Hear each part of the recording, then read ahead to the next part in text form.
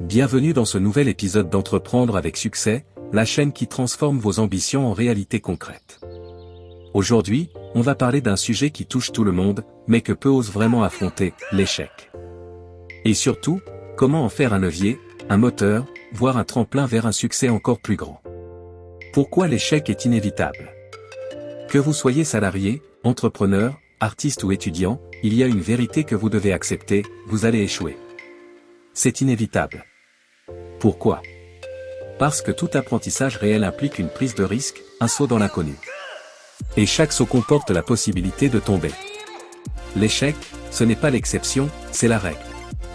Ce qui différencie ceux qui réussissent, ce n'est pas leur capacité à éviter les échecs, mais à les transformer. Changer de regard sur l'échec. Le premier pas pour sublimer un échec, c'est de changer la façon dont on le perçoit. L'échec n'est pas une condamnation, c'est un feedback. Un message. Il vous dit, quelque chose n'a pas fonctionné, mais tu es toujours là, vivant, prêt à réessayer. Steve Jobs a été viré de sa propre entreprise. J.K. Rowling s'est vu refuser son manuscrit par une dizaine d'éditeurs. Michael Jordan a été exclu de son équipe de basket au lycée. Tous ces noms ont un point commun, ils ont refusé de laisser l'échec les définir. Analyser sans s'autodétruire. L'erreur la plus fréquente, c'est de tomber dans la culpabilité excessive. Après un échec, on se flagelle, on se dévalorise. Mais ce n'est pas comme ça qu'on progresse. Il faut apprendre à analyser froidement, sans émotion excessive. Posez-vous 3 questions. 1. Qu'est-ce qui a objectivement échoué? 2. Qu'est-ce qui a fonctionné malgré tout? 3. Quelles actions concrètes puis-je en tirer? L'analyse, ce n'est pas pour se punir, c'est pour bâtir un plan plus intelligent la prochaine fois. L'échec comme élément du parcours, pas comme une fin. L'échec n'est qu'une étape, jamais une destination finale. Imaginez que vous traversiez une forêt et que vous tombiez dans une flaque de boue. Vous n'allez pas y camper. Vous vous relevez, vous nettoyez ce que vous pouvez, et vous continuez à avancer. C'est pareil dans la vie.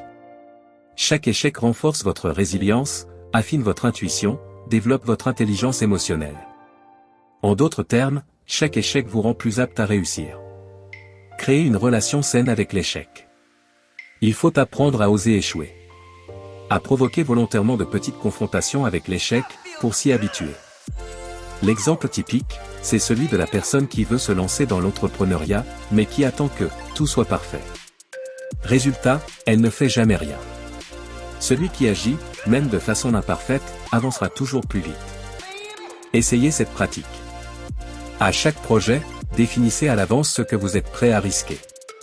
Quand vous échouez, documentez l'expérience, ce que vous avez appris, ce que vous referiez autrement. Partagez vos échecs avec d'autres, cela dédramatise, crée de la connexion, et vous inspire mutuellement. Transformez l'échec en message pour les autres. Vos échecs peuvent devenir de puissantes histoires inspirantes. Quand vous partagez ce que vous avez vécu, vous créez une passerelle pour ceux qui vous suivent. Vous leur montrez que l'échec n'est pas honteux, mais normal. En marketing personnel, en storytelling, ou même dans vos recrutements si vous êtes manager, vos échecs passés peuvent devenir des arguments de crédibilité. J'ai échoué, j'ai compris, et voilà ce que j'en ai tiré. C'est beaucoup plus fort que « j'ai toujours tout réussi ». Alors oui, vous allez échouer. Oui, ça va faire mal. Mais rappelez-vous, ce n'est jamais une fin. C'est un passage. Et parfois, ce sont justement ces moments-là, ces cicatrices-là, qui font de vous quelqu'un d'exceptionnel. Votre mission aujourd'hui? Réfléchissez à un échec passé qui vous hante encore. Reprenez-le avec un œil neuf. Qu'avez-vous appris? En quoi a-t-il servi votre évolution? Partagez-le en commentaire si vous en avez le courage, vous verrez comme cela vous libère. Merci d'avoir suivi cet épisode d'Entreprendre avec succès. Si ce message vous a touché, partagez-le autour de vous. Abonnez-vous, activez la cloche, et n'oubliez jamais, vos échecs ne vous définissent pas. Ce que vous en faites, en revanche, oui. À très bientôt, et d'ici là, continuez d'oser, d'apprendre et de transformer.